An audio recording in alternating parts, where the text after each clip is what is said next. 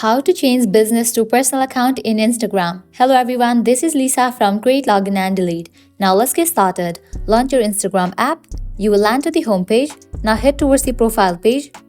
At the top right corner, you will find 3 bars. Click on it. You will land to the settings and privacy page. Scroll all the way down. You will see the section of For Professionals. Click on the option Business Tools and Controls. Open it. Now here you're gonna see this option of Switch Account Type. Click on it. Select the option of Switch to Personal Account. When you switch to Personal Account, in-app insights will be turned off and insights from all of your content, including your promotions, will be permanently removed.